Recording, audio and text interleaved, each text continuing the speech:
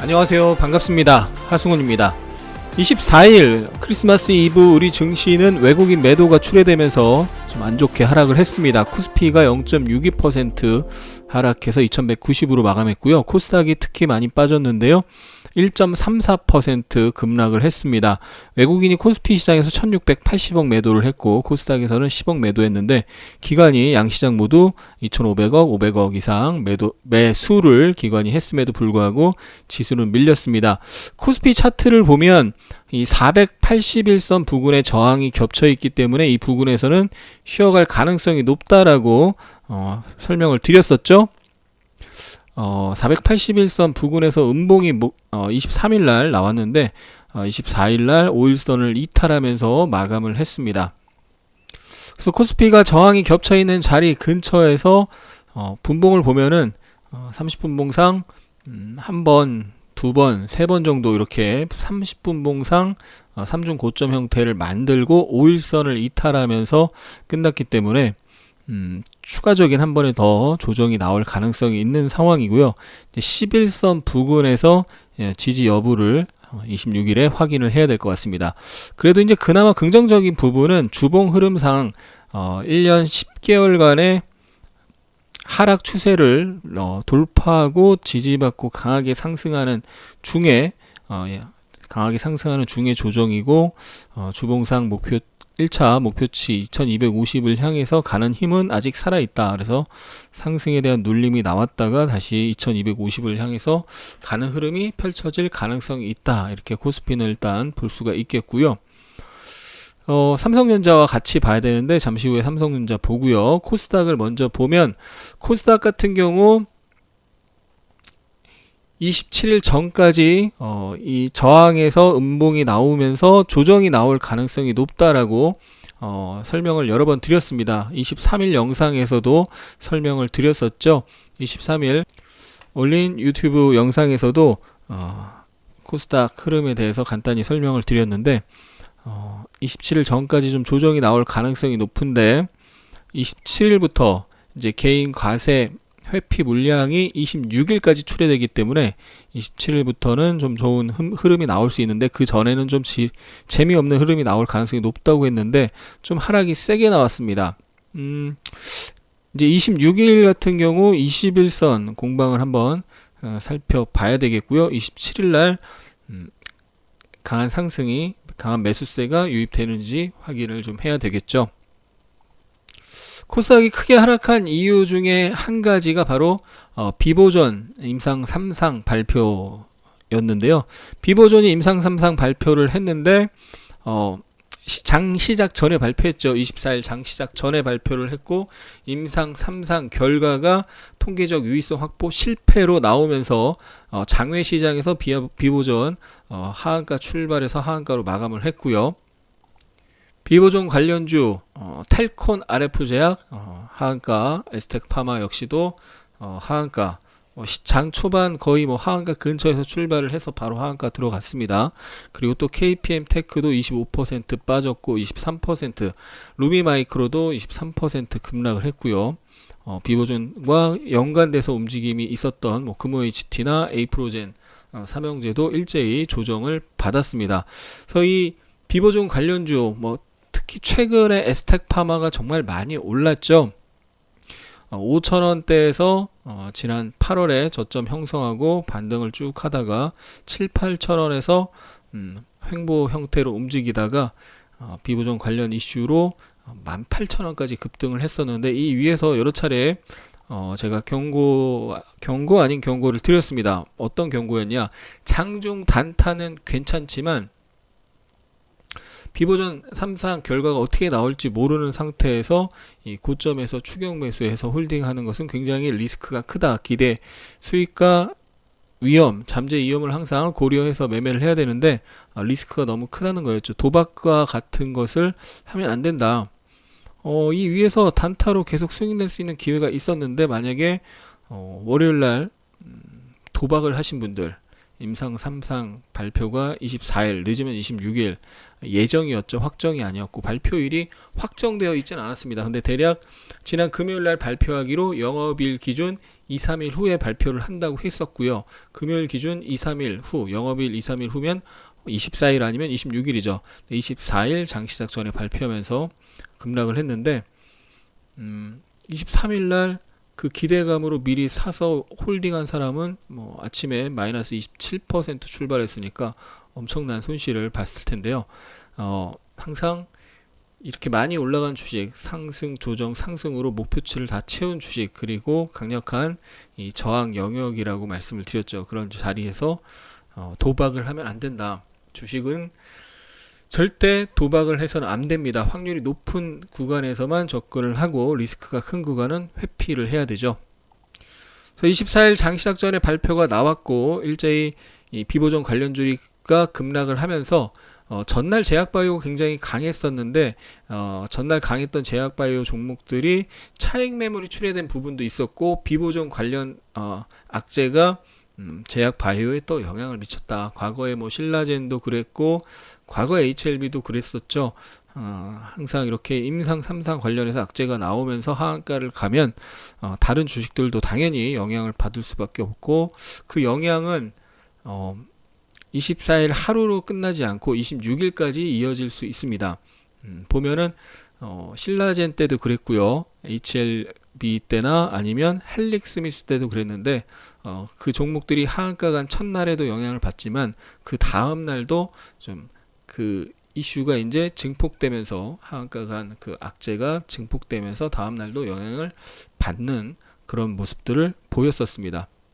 그래서 26일 제약바이오가 조금 이 안 좋은 흐름이 26일 이어질 수 있고 그리고 나면 27일 이후 특히 1월 초에는 오히려 이제 저점 매수 기회가 27일부터는 될 수가 있을 것으로 보입니다.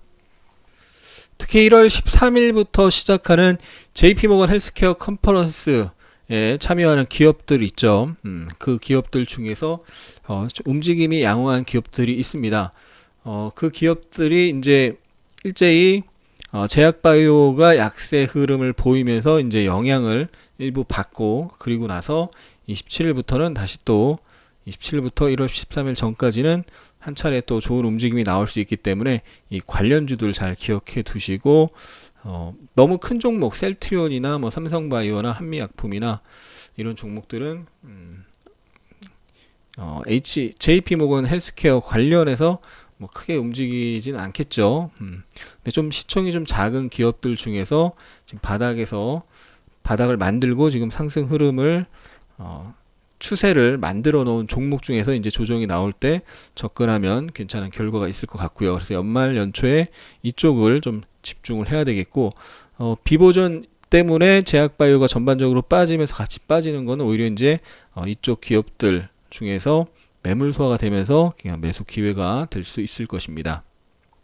24일날 신규 상장한 메탈라이프가 상장 첫날 상한가를 들어갔습니다. 공모가가 13,000원인데요. 공모가의 2배인 26,000원으로 시초가가 형성이 됐고요. 신규 상장주는 공모가의 90%에서 200% 사이에서 매수 매도 수요에 의해서 수요와 공급에 의해서 시초가가 결정이 되는데 공모가 2배에 시작을 해서 바로 상한가 시초가가 사실상 상한가였습니다. 상한가 들어갔다가 한번 풀리고 다시 상한가에 들어가는 강력한 모습을 보였고요. 메탈라이프가 강하게 상승할 가능성이 높았죠. 보호예수 비율이 굉장히 높았고 유통 비율이 굉장히 적었습니다. 그리고 소재 부품 장비 소부장 패스트트랙 제도를 통해서 코스닥 시장에 입성한 1호 기업으로서 주목을 많이 받았었고요.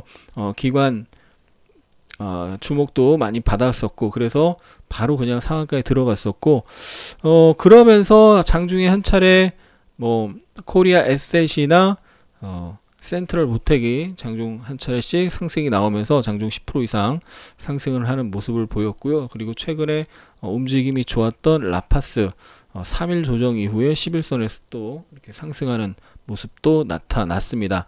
26일 날 2개의 신규 상장주가 있습니다. 철랩과 PPI 두 종목이 신규 상장하는데요.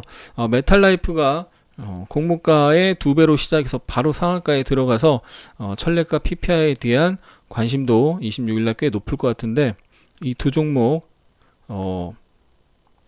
메탈 라이프랑은 유통 비율이나 뭐 여러 가지 성격이 다르기 때문에 바로 상한가를 간다 그런 기대감은 가지면 안 되겠고, 다만 단타 기회는 나올 수 있다. 메탈 라이프 때문에 다시 한번 이 공모주들이, 신규 상장주들이 움직임이 있을 수 있기 때문에 단타 기회가 나오는지 좀 봐야 되겠습니다.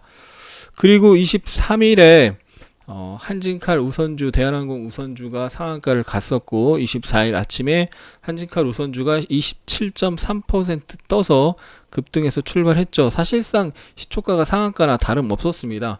장 초반에 바로 상한가에 들어가서 극초반 바로 상한가에 들어갔고, 시작하자마자 27% 떠서 바로 상한가에 들어갔고, 물론 한 번 풀리고 두 번 풀리고 세 번 풀리고 여러 번 풀리긴 했지만 결국 상한가로 마감을 했고요. 그러면서 대한항공 우선주도 18% 상승을 했고, 한진칼도 장 초반 강하게 상승을 했습니다. 9%나 장초반 급등을 했었는데 결국에는 마이너스 7%로 끝났습니다. 이렇게 한진칼 우선주와 다르게 한진칼 본주가 마이너스 7%로 끝난 것은 지난 4월 달이죠. 조양호 회장이 사망하면서 한진칼 우선주를 비롯해서 관련주들이 급등을 했었고, 그때 한진칼이 위에서 엄청난 매물을 쌓아놓고 빠졌습니다. 역사적 고점 자리예요. 그런 매물이 많은 역사적 고점 자리는 한 번에 뚫기가 굉장히 어렵죠. 그래서 그 매물을 소화해야 뚫을 수가 있기 때문에 그때 거래량 정말 엄청나게 터졌었고, 그리고 고점이 하나만 있는 게 아니라 두 번 이렇게 크게 고점을 만들고 빠졌기 때문에 그 자리에서 당연히 이 전날의 급등의 영향, 그리고 한진칼 우선주가 이틀 연속 상한가 가면서 그 영향을 받으면서 상승의 힘이 24일 이어지지만, 상승의 힘이 이어지다가 다시 빠질 가능성이 높은 그런 상황이었고, 결국 그 확률대로 움직임이 나타났습니다. 24일날 아침에 매수 후보 1순위가 메탈 라이프와 한진칼 우선주였어요. 근데 메탈 라이프는 사실상 매수 후보 1순위긴 했지만 매수하기 어려울 것이다 라고 예측을 했었고, 한진칼 우선주와 대한항공 우선주, 한진칼에서는 수익의 기회가 분명히 나올 거라고 봤습니다. 그래서 한진칼 우선주가 시초가가 굉장히 강하게 예상가가 형성이 됐었고, 그러면서 결국 27%로 출발했는데 VI가 발동이 되죠. 바로 장시작 시초가 형성 전에. 그러면 항상 짝짓기 매매가 되는데 관련주들이 일제히 급등을 하고, 특히 전날 상한가 가장 먼저 상한가 들어간 한진칼 우선주가 시초가가 거의 상한가 부근으로 출발하는 그런 움직임이 형성될 때, 대한항공 우선주나 한진칼을 시초가에 공략을 하면 바로 3%에서 5%, 7% 이런 단타가 나옵니다. 그래서 한진칼로 바로 시작하자마자 시가에 공략을 해서 바로 단타 수익을 챙기고 바로 나왔습니다. 바로 나와야 했던 이유는 당연히 역사적 고점이고 심리적인 저항, 그리고 실제 매물도 많은 자리였기 때문에 한 번에 이걸 뚫고 올라가기는 힘들다고 판단을 했기 때문에 바로 시가에 들어가서 4% 뭐 요 정도 수익을 챙기고 나왔습니다. 뭐 한진그룹 조원태 회장과 조현아 전 부사장 남매의 난이 한 번에 이슈가 한 번에 해소되지는 않을 겁니다. 한 번에 이 이슈가 사라지진 않을 거고, 앞으로도 계속 부각이 될 거긴 한데, 이틀 연속 상한가고 26일에 한 번 더 한진칼 우선주가 급등을 하면 앞에 매물이 많은 구간이기 때문에 추격 매수는 이제는 굉장히 위험한 구간이고, 이후에 다시 또 이 자리 26일에 한 번 더 올라갔다가 또 조정을 받고, 조정받은 이후에 나중에 또 한번 움직일 가능성이 높다, 이렇게 봐야 되겠죠. 그래서 한진칼도 24일날 급락이 나왔는데요, 조정 이후에 또 나중에 움직일 수가 있을 텐데요, 절대 추격 매수하지 마시고 조정 이용해서 한번 단기 매매 해볼 수가 있을 겁니다. 코스닥 시장이 안 좋은 가운데 개별 특징주 몇 개가 눈에 띄는 모습이었는데, JC케미칼이 장중 27%까지 급등을 했다가 18% 상승 마감을 했습니다. 거래 대금이 1000억 원 터졌습니다. 굉장히 많은 거래 대금이 지난 9월달 급등한 이후에 조정을 거치고 다시 한번 거래 대금 터졌죠. 인도네시아에서 팜오일 원유가 혼합된 바이오 디젤을 세계 최초로 의무화했다는 소식이 나오면서 JC케미칼이 급등을 했습니다. 인도네시아 오일팜 플랜테이션 운영을 하고 있고 팜오일 생산 사업을 진행 중인 회사죠. 전고점에서 딱 부딪히고 윗꼬리를 만들었는데 그 당시에 거래량이나 거래 대금보다 압도적으로 많은 거래 대금이 터졌기 때문에 한 번 더 전고점 매물을 소화하고 다시 한번 그 다음 저항까지 올라가 볼 수 있는 그런 움직임을 만들고 있고요. 그리고 네오팩트가 장중 급등을 했었는데요. 상한가를 갔다가 플러스 8%로 마감을 했습니다. 손가락 움직임 보조용 로봇 미국 FDA 등록을 했다라고 발표를 했죠. 척수 손상, 루게리병 등 중추신경계통 장애로 인해서 손가락 움직임이 어려운 환자를 대상으로 개발한 손가락 움직임 보조용 로봇인데요. 미국 FDA 등록이 완료돼서 앞으로 매출 확대에 기여를 할 것이다 라고 발표를 했고 241선 검정색 선과 이 전고점 에서 이 매물을 다 잡아먹지는 못했습니다. 매물 때문에 상한가를 갔다가 윗꼬리를 길게 달았는데 바닥권이고 크게 보면은 크게 하락을 하고 바닥에서 횡보를 했죠. 그러다가 거래가 터지면서 올라왔기 때문에 좀 눈에 띄는 모습이고 지금 바로 접근하기는 좀 그렇고 관심 종목에 넣어놓고 앞으로 조정을 받을 때 접근을 해 볼 수 있거나 아니면 조정을 받고 다시 매수가 들어올 때 들어간다면 단타 또는 중기 또는 스윙 조정을 받을 때 들어간다면 중기 또는 스윙이고 조정을 받은 이후에 다시 매수가 들어갈 때 들어간다면 단타로 대응을 한번 해볼 수가 있겠죠.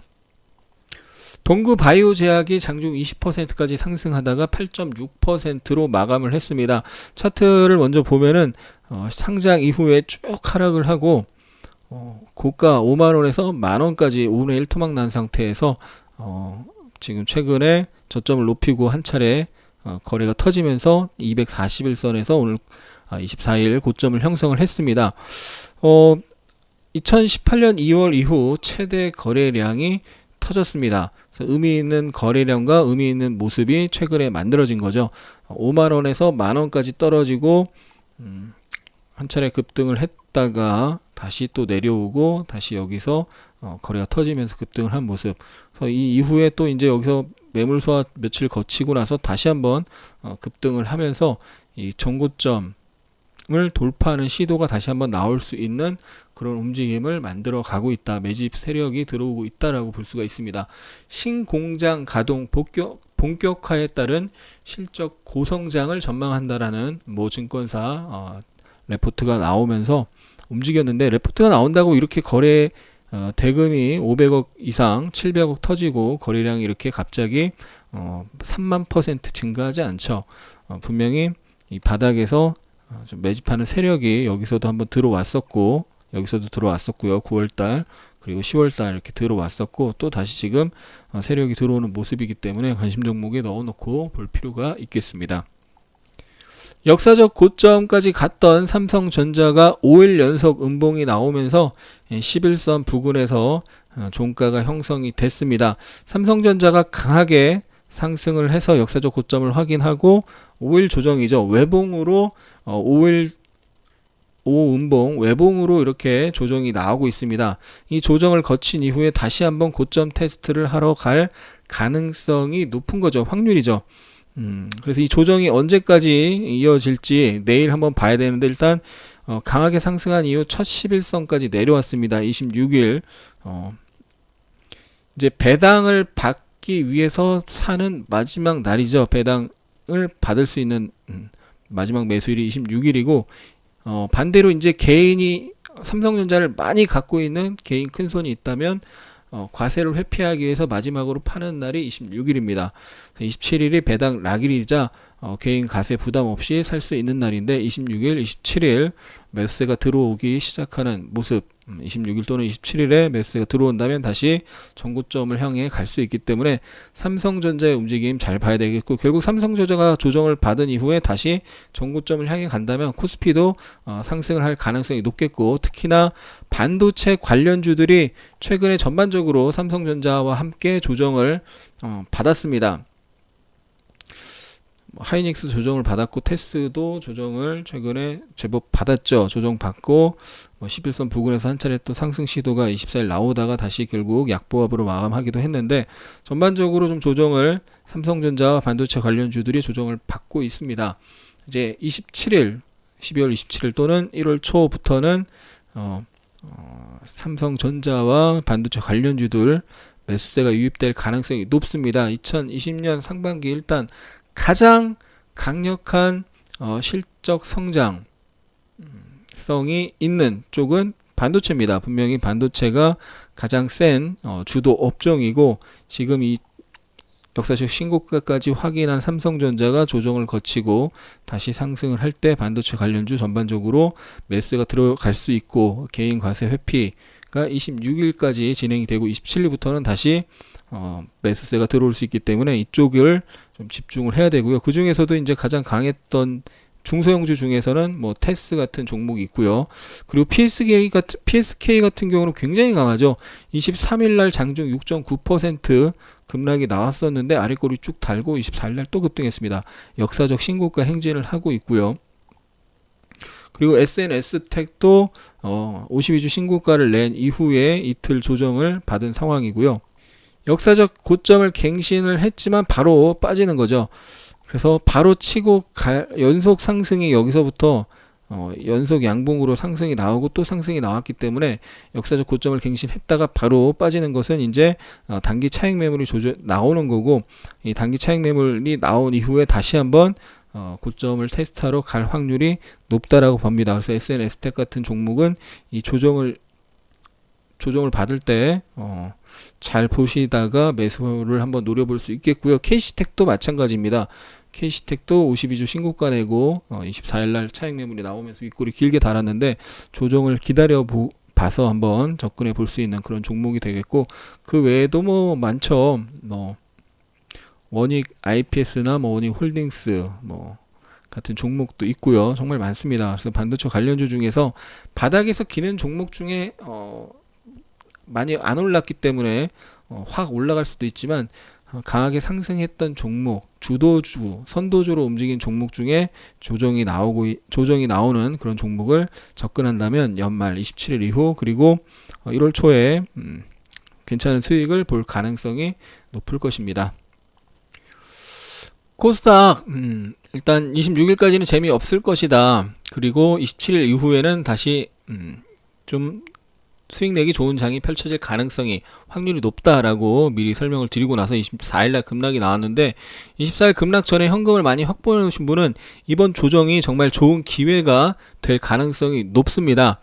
항상 주식 예측보다는 대응이고요. 대응을 잘하기 위해서 예측을 하는 것입니다. 근데 단기적으로 이렇게 올라서 하락이 나올 수 있는 그런 저항에 있고 하락이 나올 수 있는 상황에서는 당연히 계좌의 전체적인 주식 비중을 줄이고 현금을 확보해 놓는다면, 이렇게 조정 이후에 그리고 하락 이후에 이렇게 현금을 만들어 놓은 현금으로 들어간다면 좋은 수익을 거둘 수가 있겠죠. 이번 조정 거치고 다시 좋은 수익 기회가 나올 가능성이 높은데요. 잘 대응하셔서 연말 연초, 연말 연시 좋은 수익 내시기 바랍니다.